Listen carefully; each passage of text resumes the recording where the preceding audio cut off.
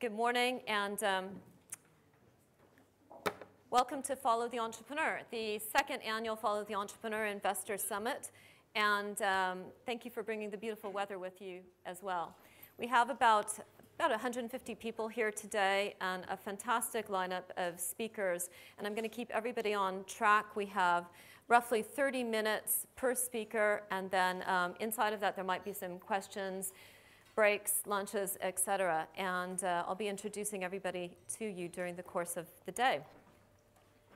And in the next couple of minutes, I'm going to take you through five key points. First of all, I wanted to just reflect on the fact that so much of life is really about serendipity. It's the dinners that you almost didn't go to.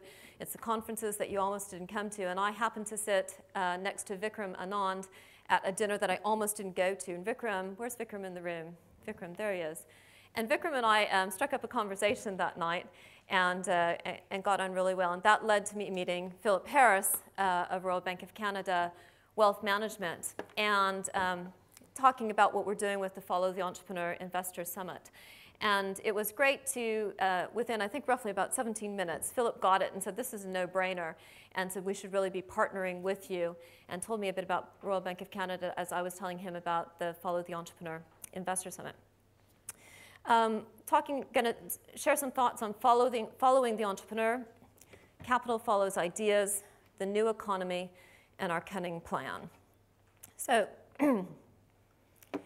why should we follow the entrepreneur? You might think that Follow the Entrepreneur is just the name of the conference, or that it is a kind of marketing campaign, or maybe you think, oh, there she goes again, she's talking about the entrepreneur, that's all she ever does.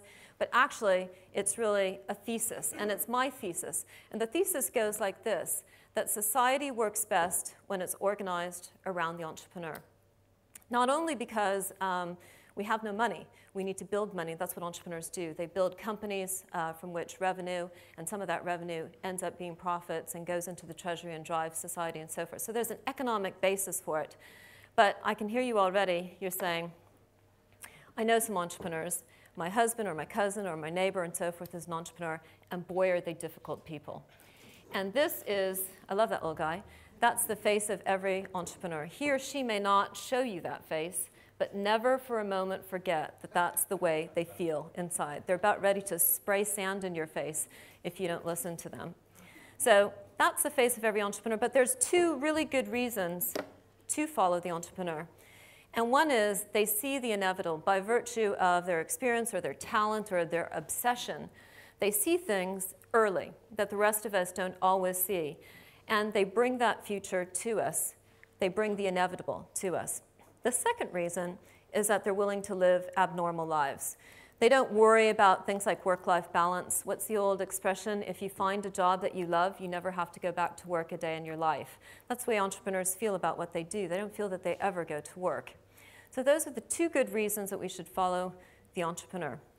So it's not really about why should we do it, but I want you to think today, as you hear the various speakers, ask yourself, does society actually work best when it's organized around the entrepreneur? Second point, capital follows ideas. Now, when I was 21 years old, I took a plane to Paris and I landed, and there I was with an English literature degree from a Midwestern university, liberal arts college, arriving in Paris, and lo and behold, Paris was not waiting for me. Paris didn't even care that I had arrived. And the first couple of years in Paris, I remember being incredibly difficult when I was 21 and 22. And I remember wondering and worrying how I was ever going to break through, but I didn't even really know what breaking through meant. I just kind of thought, well, I'm here, what do I do, and so forth. And it seemed that everything kept on coming back to the fact that I had no money at the time. And I remember being focused on having no money. And so frequently with the entrepreneurs that we meet, they can be focused on not having the money. And that's why I bring it up. But my boyfriend at the time, he said something to me that really struck deep, and he said, Julie, stop focusing on the fact that you have no money. If you know what you're meant to do, if you have talent, if you have expertise, if you build your unfair advantage, if you deliver your unique contribution to the world, the money will find you. And I remember thinking at the time, how ridiculous to say something like that the money will find you. And yet the past 25 years have really been that. It's been about the money finding me. The less I focus on the money, the more I focus on building my business, communicating the ideas that animate Ariadne Capital, executing that with the people on the team, the more the money finds you. And if we kind of step back in history, you could say that capital follows ideas, it always has, and it always will. If we go back to the time of Leonardo da Vinci or Michelangelo, it was really that creative class, the entrepreneurs of the day, whether they were called adventurers or artists or whatever. That group of people have been sought after by the capital providers, whether it was the Medici family or Queen Isabella, who put Christopher Columbus on a retainer to take him out of the market. But capital has always followed ideas and not the other way around. If we kind of think about what happened in the financial services industry over the past decade, and particularly over the past half decade, we can really see that the problem was that the financial services industry thought it was an industry. It's not. It's a service industry to industry. Its goal is to find and back the industrialists of the day. And even in my own small part of the universe, the venture capital world, so frequently I find venture capitalists who think they are the smartest guys in the room. And yet their job is simply to find the smartest guys in the room. Their job is to follow the entrepreneur. So, third point. Remember the new economy? Turns out it's just the latest version of new.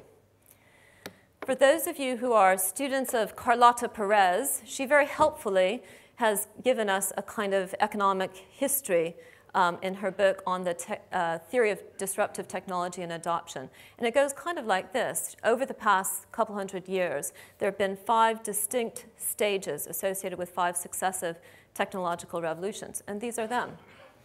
Roughly periods of 50 to 60 years, and we're in the 5th period, the age of information and telecommunications, sometimes referred to as electronics, computing, knowledge economy, and so forth. It started with a bang with the Intel microprocessor in 1971 in Santa Clara. And in each one of these 50, 60-year cycles, there are within there 4 distinct periods, as the old paradigm, which has dominated the industrial landscape, declines, and you have basically a rise of new technologies. And those first 2 periods are called the installation. You move from the Big Bang to the installation of new technologies. And then there's a turning point, and you move into the mass deployment into the industrial landscape, into the corporate and enterprise space.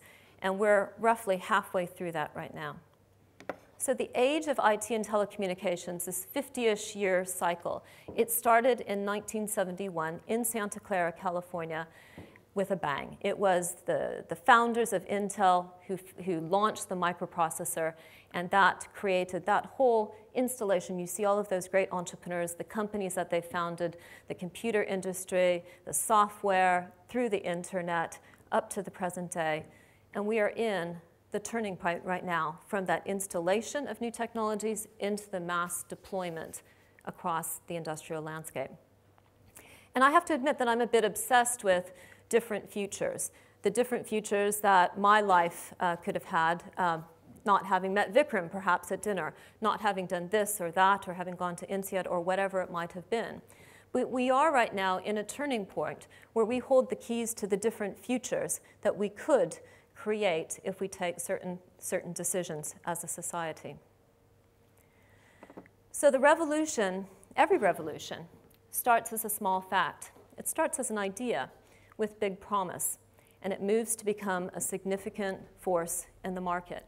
And the people who are attuned and who are communicating and sharing that knowledge can help more of society walk to the other side first.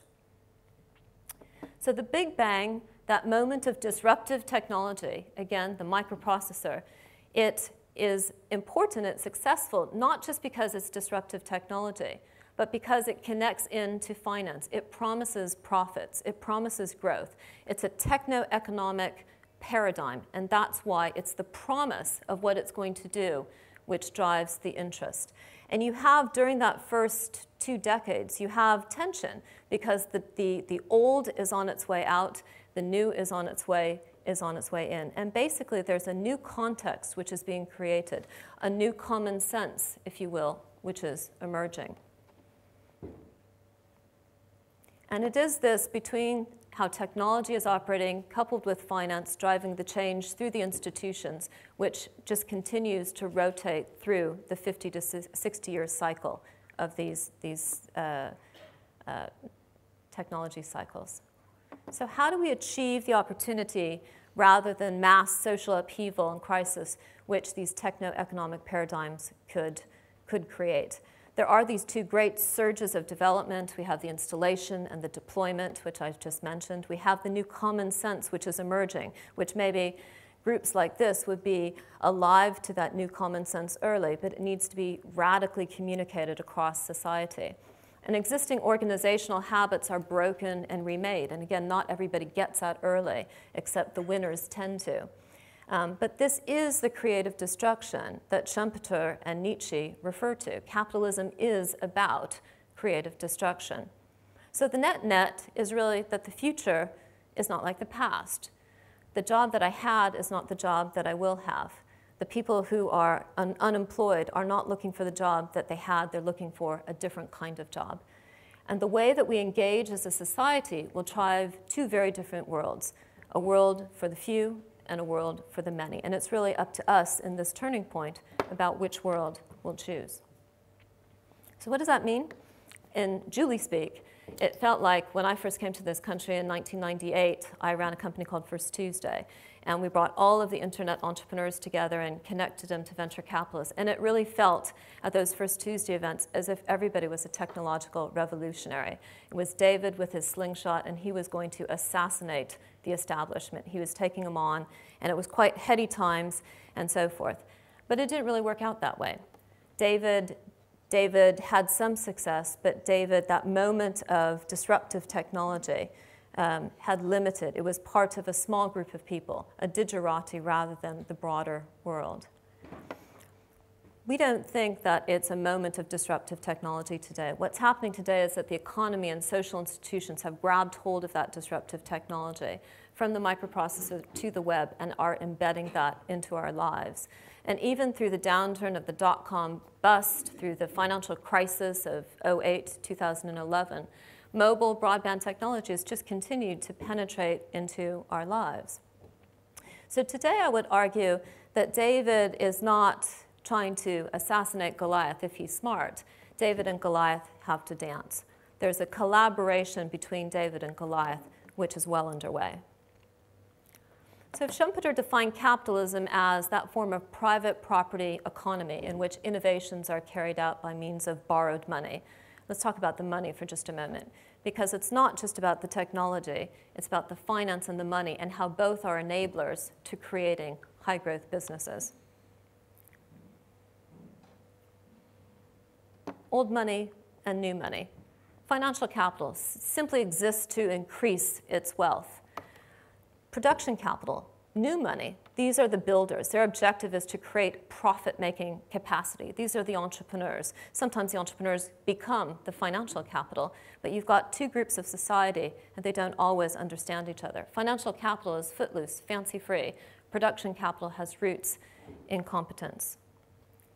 If we go back to that 4-period cycle inside of the 50, 60-year paradigm, in that second period, we call that the frenzy. Why?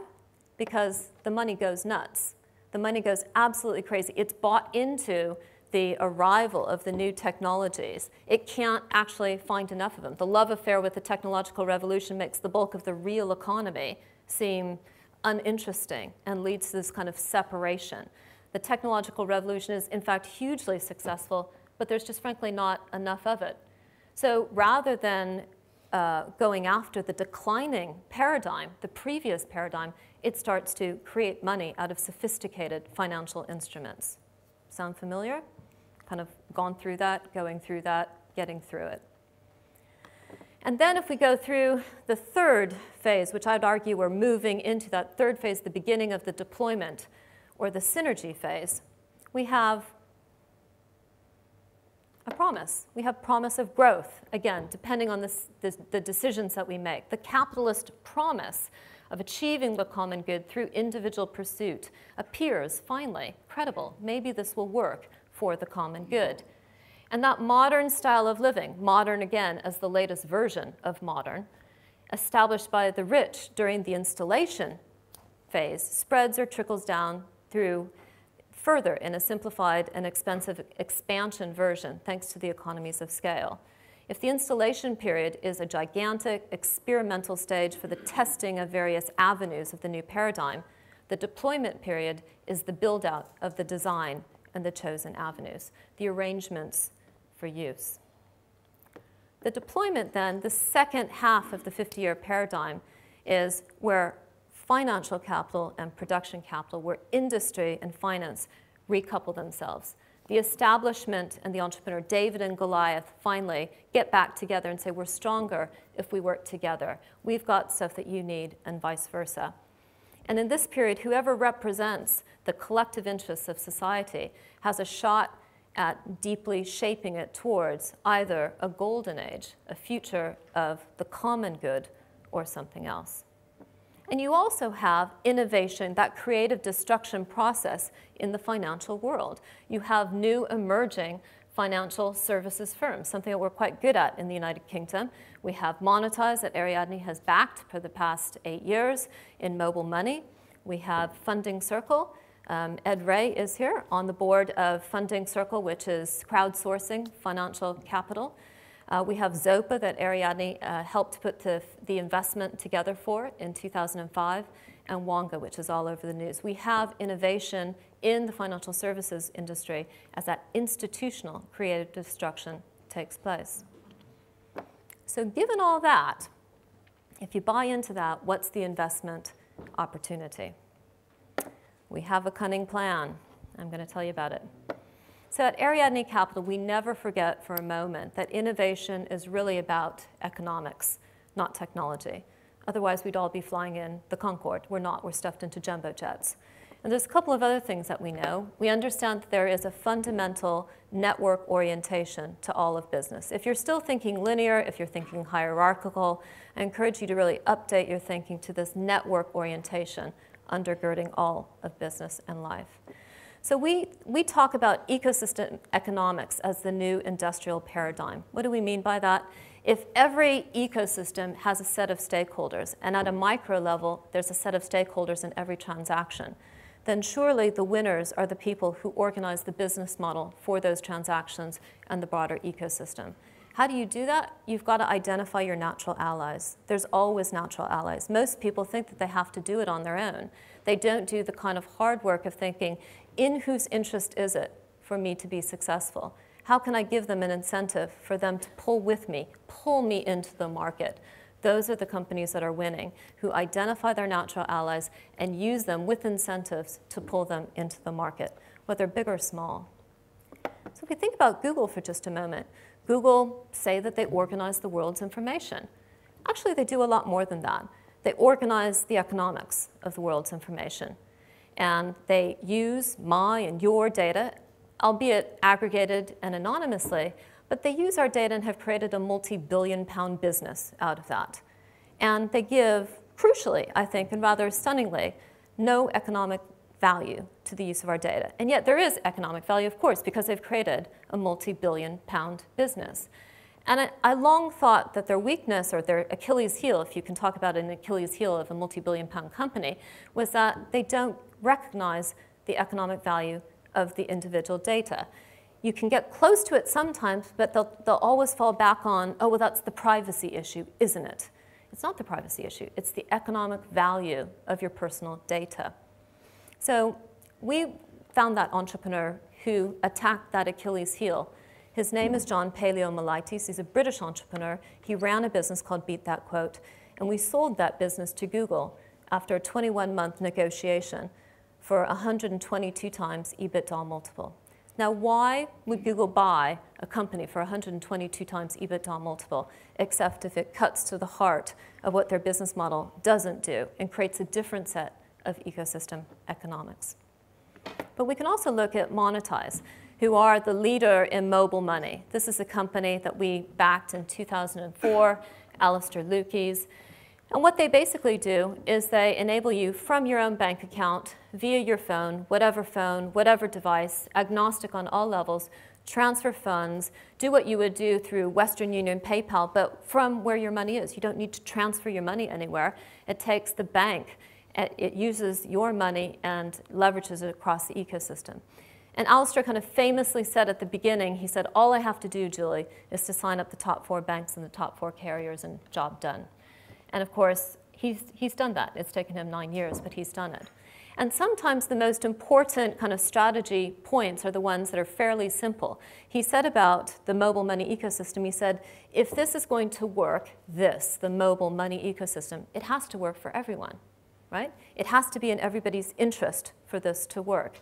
And so what he's done is he's created a set of economics for the mobile money ecosystem, for the banks and the mobile carriers, and he organizes that business model, and that's why it's pulled him into the market, and he's now a $500 million company listed on the London Stock Exchange.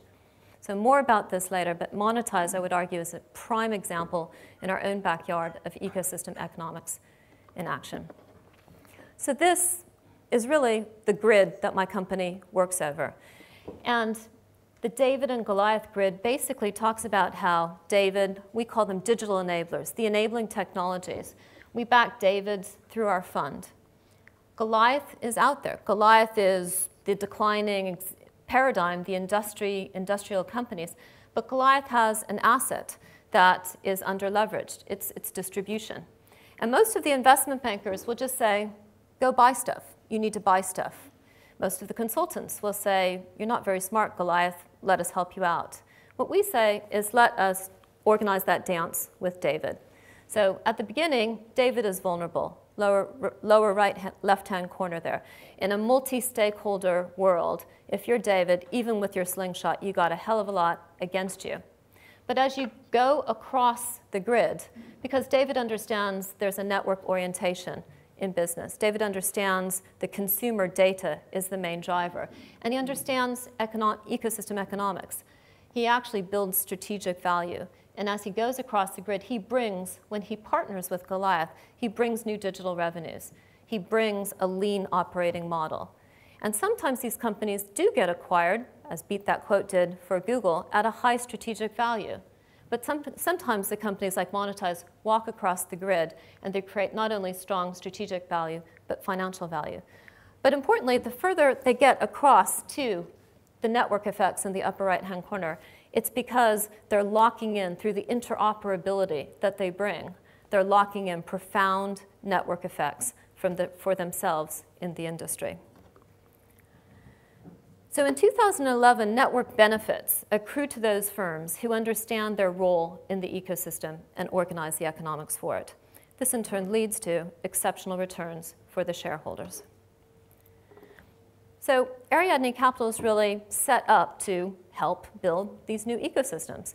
We've got our corporate advisory business, which advises the Goliaths in leading ecosystems.